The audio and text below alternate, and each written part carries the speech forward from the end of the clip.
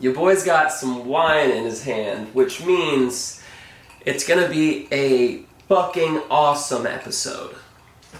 Excuse my French. Hello, scallywags. Hi, ladies and gentlemen. I have a glass of wine, finally. Finally, we are leaving for Cabo tomorrow, which means if you're watching this now, I'm actually in Cabo. It's Reed's birthday, which means nothing about this trip is going to be calm, collected, relaxing. So I'm kind of just mentally preparing for an absolutely insane 7-day bender that, you know, me and the boys are going to go on, and I don't even want to know how many Coronas or tequila shots I'm going to consume. I had this girl text me last night. I was on live. If you were there, you guys all wanted me to tell you who the girl was. Well, I'm not going to give you her name because I don't want you guys to go search for her. However, she randomly texted me. I haven't spoken to this girl in 3 or 4 years. Like, the timestamp of our last text was literally, let me pull it up actually, August 4th, 2019. August 4th, 2019. Anyways, I was on live and I had my computer next to me and I hear a ding. And obviously I look over and who do I see? It is Mrs. Wonderful, who I again haven't spoken to in the past coming up on 4 years now. So you guys all saw it because you were all on live and you're like, who are you texting? So I kind of gave you a little bit of the overview. Long story short, I've never met her in person. We FaceTimed after that. She's actually really cool. They always seem to come back around. And I was like, why did you reach out to me? And she was like, well, I was scrolling through TikTok and I just saw a cute boy. She goes, and I went to DM him, but realized I know who you are and I have your number and we've texted a bunch before. So, yeah, we were on FaceTime last night for like 2 hours, just kind of catching up. She's very sweet. Not saying I'm going to date or go out with her, but she was really cool. And yeah, I'm not giving her name, but if you guys can find it, then good for you. I wouldn't put it past you that you probably could find her. Anyways, let's get into this video, shall we? Oh, before we start, I just want to let you guys know we're on to season 3. I'm thinking for this season, I'll obviously throw in my 2 cents on, you know, life and dating and whatever it may be. However, I feel like you guys need to learn a little bit more about me, a little bit more backstory on Troy, because you guys always hear the same thing. How old are you? I'm 28. Where are you from? Newport Beach. What's your horoscope? Gemini. Like, it's always just the boring questions on TikTok. So I kind of want to give you guys like a little insight breakdown of my years of what I did growing up, so you guys can have a good understanding of who I am and hopefully connect with me a little on a deeper level, if you will. I don't know. If you want to stick around and listen to my stupid fucking stories, then by all means. I feel like I'm a pretty good storyteller because I'm very detail oriented. However, if you're here just for advice, there's no advice in this video whatsoever, so you can click off respectfully. Now that I got that out of the way, let's get in this fucking video. Season 3, baby. Season 3, episode 1. How I snuck into frat parties. I think that's what this one is. Yeah. How I snuck into frat parties by Frat Boy Troy. First and foremost, we were degenerates back in the day. Like, I know you see a very cool, calm, collected kid, but mind you, that's just maturing. We were absolute degens back in the day, and we had fun. I don't want to sit here and be like, oh, I'm not fun anymore, but like, whenever I tell my newer friends, I'm just like, you guys have no idea what me and my friend group is even capable of. We used to just tear this place down. And when I say this place, I mean like Los Angeles. We used to get into some shit. Given I've got a ton of stories and I can sit here for hours and hours and hours, honestly, probably days and days and days, I'll just kind of break it down into little segments and give you guys some laughs to kind of just enjoy, you know? So if you guys want to drink up with me, again, this is rare that I'm drinking on camera. I know in season 1 we did it, but season 3, and I figured let's start the season off right with a nice glass of Chard. So cheers to you guys and everyone that's been supporting, whoever's subscribed to the channel, whoever's liked the videos, commented on the videos. Thank you so much for still being here. I'm surprised I haven't scared you off yet or bored you to death. And honestly, cheers to season 3. As I mentioned before, my friends and I, back in the day, used to absolutely shut down LA. I know everybody says that, but like we knew a lot of people. I don't even know how. We just used all of our connections within the friend group. Mind you, our friend group was like 20 people. Like we had a pretty fat squad. And those were just like our close friends. Obviously, like they have friends and like I have friends. And so when we would go out at night, like I remember one time we went to the club and I kid you no lie, we pulled up with like 35, almost 40 people. Like when my squad went out, like we rolled fucking deep. But this isn't about the club. Tonight is about how my friends and I snuck into frat parties. I think this was, what was it, 2017, possibly 2018, around that time frame. We were living in Westwood, and Westwood is right on UCLA's campus. And well, we took full advantage of that. We were young, dumb, and just wanted to have a good time. We didn't have a pot to piss in, but every dollar our parents gave us for allowance, we probably went and spent on booze. Yeah, that's just who we were. But I feel like a lot of people do that.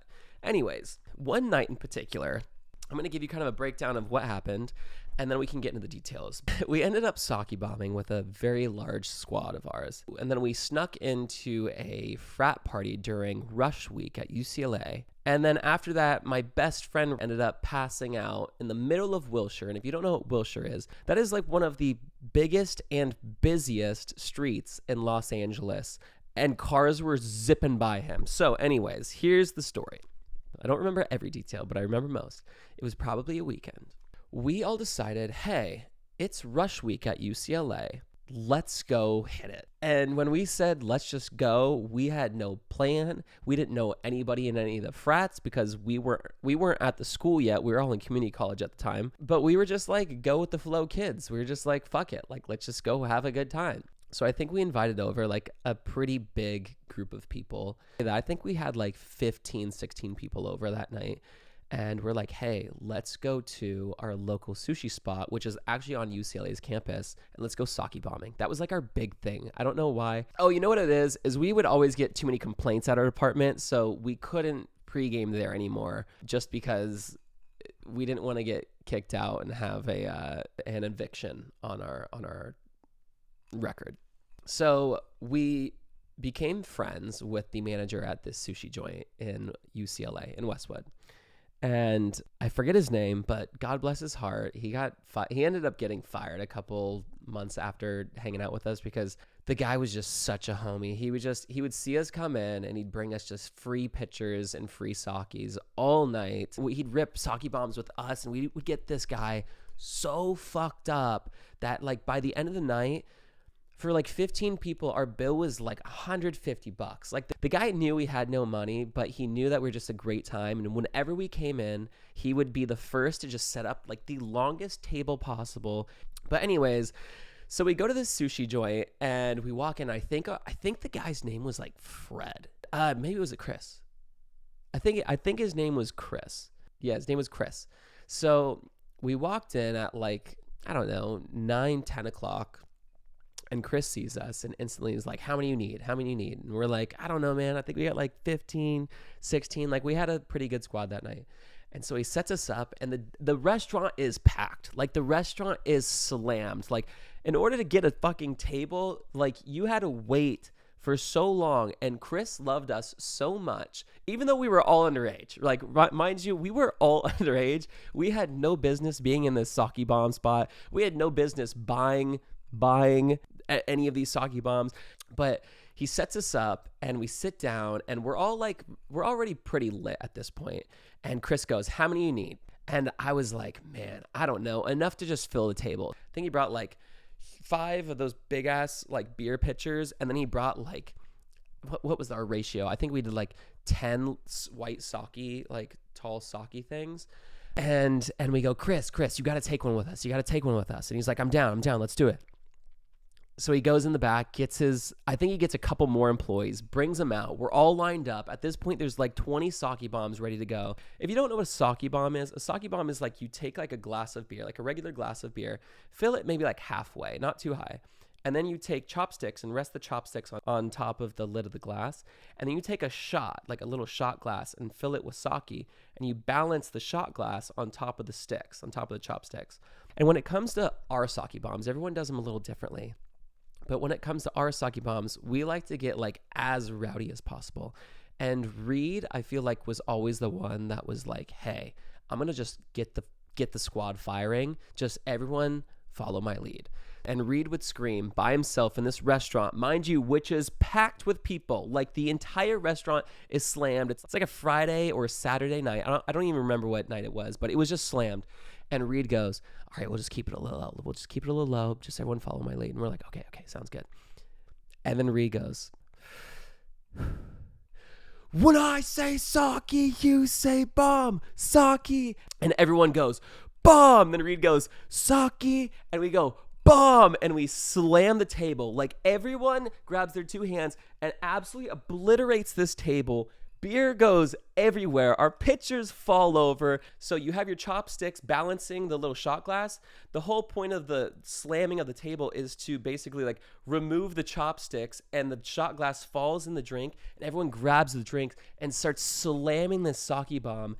And I'm telling you, after like 3 or 4 of these sake bombs, you can't stand up straight. Like you are absolutely fucked up. The amount of times our friends were at this place and would have to go to the back of the bathroom and just yak like all over their toilets. We were stumbling out of there. Anyways, we got really fucked up at this sushi joint. And I remember my best friend Ramsey. Ramsey could drink like a fish. Like this kid is nuts. And I remember the waitress coming over, and I just, you know how you have core memories. I will never, ever, ever forget this memory where the waitress came over asking us if we needed anything else. And Ramsey looks at her, and by this point, we've all had quite a few sake bombs. I don't remember, but like we were all vibing, ready to go hit these frat parties. And Ramsey goes, hey, how much you want to bet I could slam this entire thing of soy sauce right now? I'll never forget it. The lady goes, please don't. And Ramsey grabs this fucking soy sauce and starts guzzling this entire thing of soy sauce. Like down the hatch it goes. I've never seen anyone slam soy sauce in my life, let alone that fast. This kid slammed an entire, like, you know, the little soy sauce things with the red or green tops, slammed the whole thing in like 10 seconds. And the waitress just stood there just in shock. Like there was nothing she could do. She wasn't going to stop this, like, Ramsey's a big boy. She wasn't going to stop this like 350-pound kid from slamming a thing of soy sauce. And it was that moment I was like, okay, let's pay the check and get the fuck out of here because we're already looking like a bunch of dumb idiots. So he took the check. Chris hooked it up. We got it for just like next to nothing. Chris, if you're watching this, I absolutely love you. Like shout out to you. You're like the coolest person ever. We still remember you. We still talk about you. So we finish up at the sushi joint and we were like, all right, let's go cruise up to UCLA's like frat row. So we didn't know anybody, but our whole technique was, hey, let's make friends as we're headed up there so we could kind of just like walk in and act like we're the shit. I think Reed and I, for whatever reason, decided, hey, I think the best way to do this is to pretend that we're foreign exchange students from Australia and that we're here just for a weekend, and hopefully they'll let us and our friends into their frat party. Mind you, Rush Week is like when they're trying out all their new like pledges and stuff. So the parties are big, but you kind of have to like be in the frat or rushing the frat or know people that are in the frat in order to get into these things. And we weren't in frats. We called ourselves like Downorama Guy whenever people would ask us because it was just so fucking stupid and like people would think it's an actual frat, or if they like actually heard it clearly, they'd start laughing. So we're headed up to what would be like frat row, and Reed and I start just with our Australian accents, and they were shit. Like they weren't very good, but we've done it quite a few times just because that's how we used to pick up girls. And we figured guys would give us a little bit more respect because they're like, oh, sick, my boys from Australia, like, come on in, you know? So Reed and I were starting off, and it always starts off kind of bad, but eventually once you like kind of get into the character, it just starts to flow and you forget about it. You know, and I'm sorry if you're Australian listening to this, like I know it's such a shit Australian accent. My best friends in high school and middle school were Australian, so I did pick up like some of the accent, but I feel like it's constantly going back and forth from like British to Australian, from British to Australians. Rhea and I are like walking up and we're like, oh yeah, crack on, mate. Like, yeah, we're gonna have such a fucking good time tonight. Like, can't wait. And as we're kind of like walking up to the party, people were like, oh my God, where are you from? And we're like, oh, we're from like Melbourne, Australia. Just having a great time. Like, just here for the weekend, just trying to see, what parties we can kind of get into. And they were like, oh my God, like, that's so sick. That's so sick. So we walk up to this first one and oh my gosh, I could still see the gate. Like, it's so crazy to me how like these memories are still so ingrained like into my brain. But we're walking up with our squad of like 15 people. There's no way we're getting into any of these fucking parties with 15 people. Like, unless we like break off. But in the back of my mind, I was like, there's just no chance. But us being us, we're just like, fuck it. Let's just see what happens. So we get up to this one. I don't even remember the name of the frat, but I just remember this gate. Reed and I were like, yo, boys, like, let us take care of this. We'll figure it out. So Reed and I like kind of walk up and we're like, bro, don't even say anything. Just like try to walk on in, yeah? And he was like, yeah, sounds good. So we start like walking up the stairs. And these two frat guys are sitting right there at the top of the stairs, and they're just like, hey, like, who do you know? And we're just like, oh, mate, just in here trying to have a party. And they're like, what? And then we're like, oh no, yeah, we know like Zach. And they're like, who's Zach? And we're like, oh, Zach. Like, what do you mean you don't know Zach? They're like, get the fuck out of here. And we're like, oh man. You don't want to say that with us, especially when we're rolling with like 15 people behind us, 8 guys and 8 girls. Like, and the guys, we're young, a lot of testosterone just flowing. We're all hammered. Like, we're down to scrap. So like, you don't want to talk to us like that, especially when you got like 350-pound Rams just hammered out of his mind, ready to just fucking go. So we're like, all right, man, like, no worries. Like, that's cool. Probably shit potty anyways. And at that point, they're like, what'd you say to me? And then it just turned into a whole fucking, a whole scrap. So we kind of get down to the bottom of the stairs, and there's like people piling up, like trying to get in this party. And we turn to Ramsey and we're like, yo, Ramsey, you're the biggest one out of us. Run up these stairs, just ram through everyone and just get through these guys. Because the gate's open. They're just standing there at the entrance. I was like, I'll be right behind you. Reed will be right behind you. Our boy Kyle, Alec, like our whole squad. I don't even remember who was with us.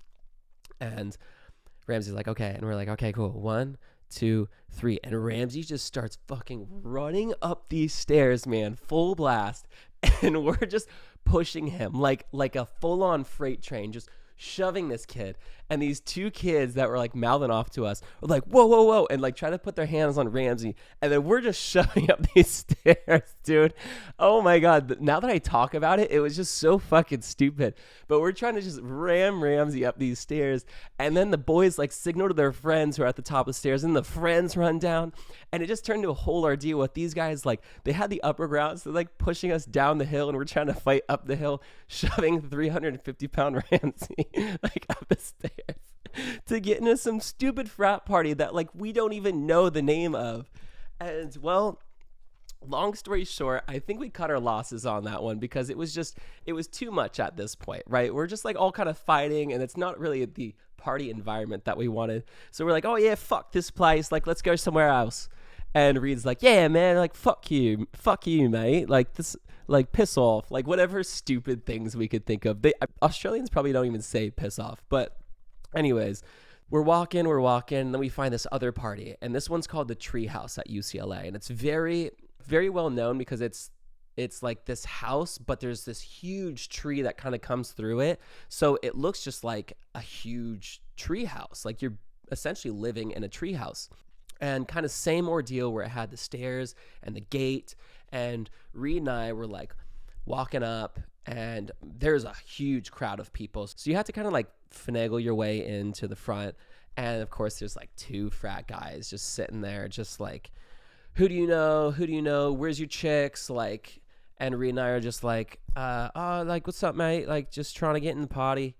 And I don't remember what lie we told him at this point, but we were fully like committed to the Australian accent. And it didn't hit me until like 20 seconds into talking with these kids that these kids were also Australian. And we were like, oh, fuck, dude. Like, this is a recipe for disaster. They're going to call us out in 2 seconds. And thank goodness they had a couple drinks, and thank goodness we had a couple drinks, because our liquid courage was like through the roof. Like I said, back in the day, like, you couldn't fuck with us. Like, we just went for it, and there was no option B. It was just all plan A. So we're talking with these kids for a little bit, and they're like, oh, just slideys, like, whiz girls, whatever. And we're like, oh, like, we got all our girls over, right?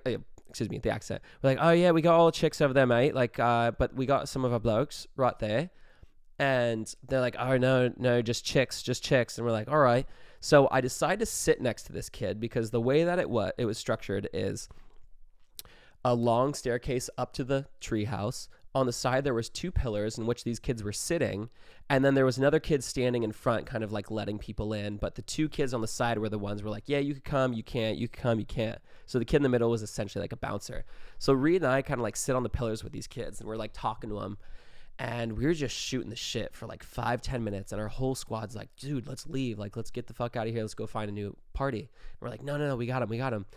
We're talking with these kids, just shooting the shit. And I don't really know what was said, but I remember one point in the conversation, they go like, what are you coming out here for? And I was just like, oh yeah, I play rugby. And they're like, oh no shit, mate. Like, we play rugby at UCLA's like in a mural rugby team. And I was like, no fucking hell. Like, that's so sick, mate. And just saying mate left and right, because like that's what we thought would kind of buy us time. And so they're like, all right, that's so fucking sick, mate. Like, that's cool. Like, what position you play? And I'm like sitting here and I'm like, I don't even know any positions in rugby. So I was like, all right, I'm a winger. I'm right on the outside. And they're like, oh, me too. No way. Totally pulled that out of my ass. I have no idea any position in rugby. And they were like, no fucking, like, shit, where you from? And I was like, oh, I'm from Melbourne. And they're like, what? Me too. And they're like, where in Melbourne? And instantly I was like, bro, I don't know any places in Melbourne. So I got to change this topic so quick. So instantly I was like, oh, bro. And like try to switch the thing to this kid who, perfect timing, this guy was trying to like rush into this frat party. And I was like, oi, no. And so this kid was like, turns, grabs this kid. And then like, they're like, get out of here. So then he turns to me and he goes, hey mate, because we talked for like 5-10 minutes. He goes, hey, me and my boys just want to go up and party. Can you and your bruv kind of just like watch the place? And I was like, yeah, man, we got you. Don't even worry. And so he's like, all right, cool. Like, good looks, mate. Like, I'm so-and-so. I was like, cool. Eggy. Nice to meet you. Eggy. Like, that's some fucking name, right? So anyways, Reed and I are now sitting at the pillars with what looks like 50, 60 people trying to get in this party. And we're now bouncing a fucking frat that I don't even know the name to. And so we're just sitting there just looking at each other like, holy fuck, man. Like, how did we get ourselves here? So at this point, we turn to all of our friends. We say, go, like, have a good time. You're up. Not going to lie, at this point, you're like 18, 19. Reed and I were kind of having a fun little power trip. So we just turned to all of them. We go, all right, ladies, go on in. Boyfriends, you can go the fuck home. We were such dicks. Now looking back at it, like, that is such a dick move. Like, we just did all of that work, like, to let our boys in. Now we're telling all of the other guys like to go home. Like, that's so fucking lame. We sat there for like a solid 30 minutes just bouncing this party, and we didn't know shit. Like, girls would come up with their boyfriends, be like, is he okay? Like, can he come with me? And I just like said something fucking stupid. I was probably like, I don't know, like, bark like a dog, and if he barked, I'd like let him up. It was just like I deserve everything bad that came my way after that night probably, because I was just being so stupid. But we were really nice. We were really nice because we let basically like every single guy in to a party that wasn't even ours. But after a while, Reed and I were like, yo, let's go up to the party. Let's go see what it's all about. And we're like, all right, cool. So by this time, I think one of their pledges came down, and we're like, oh, pledge, like, yeah, can you sit here and just man the door? We're going to go upstairs. And they're like, yeah, anything you need. Because they think at this point that we're in the frat. And since they're so new into rushing, they don't know everyone that is a part of the frat. So like, yeah, of course. Like we'll sit like basically kissing our ass. We're like, yeah, just do this. Don't let that guy in. Just like some fucking stupid shit. We go upstairs, Reed and I, because at this point, all of our friends are already partying for the past 20 minutes. And Reed and I just still stuck with the Australian accents. And the whole night, we were just pulling chicks left and right because we would just scoot by girls. Like, we didn't even go up to them. We'd be like, oh, she's really cute. Let's go say what's up. And our way of saying what's up is we would like go like this, try to get between them, put your hand on their shoulder, and just be like, oh, excuse me, love, and just keep on walking. And I kid you not, say what you will, but 9 out of 10 times they would turn and be like, what'd you just say? And I'll be like, And they'd be like, what'd you say? And I'll be like, oh, I'm so sorry. And they're like, where are you from? And instantly it was a connection. Like, we were locked in, just talking to everyone and their fucking mom because they all thought that we were Australian. It's crazy to see how far accents go. So we're sitting there and we're just like, oh yeah, we're from Melbourne. Like, yeah, we're just here because we're, trying out for the rugby team, whatever. And I just couldn't believe it either. Like, our accents were so fucking shit, but to us, they sounded good. Obviously, to real, true Australians, you could figure it out in 0.5 seconds. You'd be like, oh, that guy's not Australian for sure. We ended up like having some fun, doing whatever we did with our whole group. And I think it came like 2-3 in the morning. We're like, hey, let's get out of here. So we leave this party and we're like, hey, let's go to Denny's, because it was like the only thing open and that's all we had money for. So we're walking over to the Denny's, which is like, I don't know, a couple blocks down the road. And Reed and I are still sticking with our Australian accents for some reason. I don't know why, but we just were. And as we're walking to Denny's, these two girls at 3 a.m., what are the odds? We pass by them and we're like, oh yeah, like, can't wait to get a fucking waffle and fries and whatever it was, a burger and fries. And these two girls stop and they're like, whoa, where are you guys from? And we're like, where are you from? And instantly, like, we knew. We're like, fuck, the jig is up. These girls are real Australians. And we start talking to them, and we're like, oh, we're from Melbourne. And they're like, you're not from Melbourne? And we're like, yeah, no, we're from Melbourne. And they're like, we're in Melbourne. And instantly Reed was like, where are you from?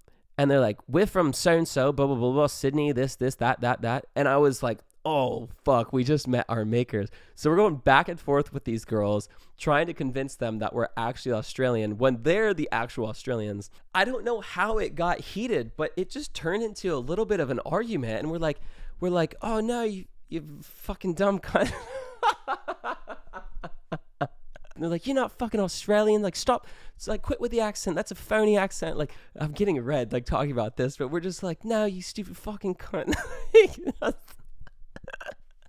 They're getting so pissed, and the only thing we could do is just walk away. But we're trying to walk away, and these girls are still following us. But mind you, we still have our whole squad with us of like 15 people. So we finally get away from the actual Australians, and we're like, all right, dude, let's just quit with the Australian accents. And we go to Denny's, and we sit down, have our meal, and, well, like I said, I deserve all of the bad shit that's coming towards me because we decided, hey man, we don't have any money for this Denny's. Let's just dine and dash it. So we ended up dine and dashing at Denny's, and at this point, I think like 5 of us went one way, 5 of us went another, so they couldn't catch us, and me and like a couple of the girls took like the long road home, and then a couple of the other girls who I think ended up just coming with us from the party went another way with Ramsey. And we get back to our apartment because it was all walking distance. We get back to our apartment and we're sitting there for like 30-40 minutes, and we're like, where the hell is Ramsey? It was like Reed, myself, our buddy Kyle, like 2 chicks, maybe 3, I don't remember. But I remember that there were the new girls with just Ramsey. Like, Ramsey was the only guy. And so we're sitting in the apartment, like waiting to hear from Ramsey. And we're like, dude, what is taking this kid so long? And I get a call on my phone from Ramsey, a FaceTime. So I answered the phone and I was like, Ramsey, like, where are you? And as soon as I pick up, one of the girls is on the other line, who I've never met before, right? And she was like, hey, I don't know how to tell you this, but your friend's like passed out in the middle of the street. And I'm thinking to myself, passed out in the middle of the street? What do you mean he's passed out in the middle of the street? And they're like, yeah, we can't move him. Mind you, Ramsey's like a big boy. When I say like Ramsey is a fucking huge boy, like he's a big boy. 3 little cute blonde girls, I don't expect them to move fucking 350-pound Ramsey. So I was like, wait, show me. So she grabs the phone and she turns it. And I was like, oh my God, this kid is fully stretched out like this, in the middle of Wilshire. Such a busy street. And we're like, oh fuck. I go, Reed, Kyle, we gotta go. So instantly I grab the keys. We're running out of the apartment, hitting the elevator, like trying to close this shit as fast as we can, get downstairs, run out, and thank God, like our apartment was on Wilshire, run down like 2 huge blocks to find Ramsey stretched out. At this point, the girls kind of like pulled him over to the side of the road so he doesn't get hit by a car. And we're like, Ramsey, like, what the fuck? Like, what are you doing? Ramsey is out cold. Now, flashback to the sushi restaurant when he slammed that entire thing of soy sauce. He yacked this entire thing of soy sauce all over him. I'll never forget, he had a red shirt and black pants, and his red shirt literally looked like the color of his pants because there was just fucking black soy sauce just all over this kid, with like all over his face, all over his shirt, dripping down his pants. And we're like, Ramsey. I'm like slapping him on the face. He's like not waking up. I was like, oh my God, this is not good. So we're like, how are we going to get this kid like back to our apartment?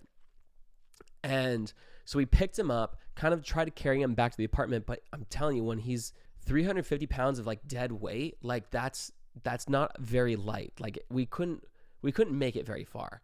So it was our friend Itai's idea to run back to the apartment and grab the trolley that you put suitcases on at like hotels. For some reason, like our apartment had that. So he grabs it, brings it down, like all the way down to us. And we pick Ramsey up and put him on this fucking like suitcase dolly and start just wheeling him up the sidewalk towards our apartment. And I remember we were like, fuck, man, we can't go through the lobby with this kid who's like passed out on a dolly. So it was our friend's idea to take him through the garage, which was connected to the street, but you had to go like down a level. So we take him down the ramp of the garage, and I just remember we're all filming it because it was so funny, like such a core memory. We still talk about it to this day. And you just have Ramsey like flailing on the side of this fucking like gurney essentially, and his arms kind of like dragging. So I like pick up his arm and put it back on him, and we're laughing hysterically because it's so funny. And these new girls that we picked up from this party are like, who the fuck are these kids? Like, what is wrong with these people? And we put him in the elevator, and we're like, please, for the love of God, I pray that nobody like gets in this elevator as we're headed upstairs. Thank goodness nobody did. And we take him up to my room and pick him up. We took 4 dudes to pick him up and put him in my bathtub, and we kept him on his side just in case he yaks again. And the next morning, we got a call from our apartment manager, because it was a big complex, like a really big complex. And they say, hey, like, we need you guys to come into our office today.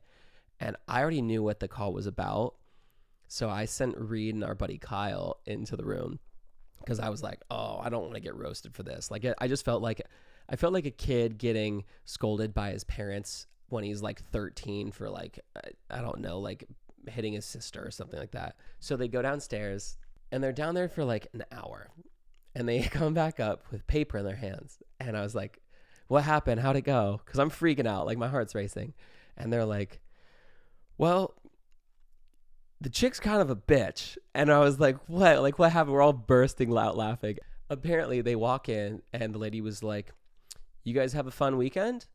And they're like, yeah, no, it was cool. It was chill. And she was like, what'd you do? And they're like, yeah, I just kind of like hung out, played some video games, you know, just nothing too serious. And she was like, nothing too serious, huh? And pulls out these photos from the CCTVs in the garage of us pushing Ramsey. And this chick apparently lays out these 3 photos in front of them and goes, care to explain this?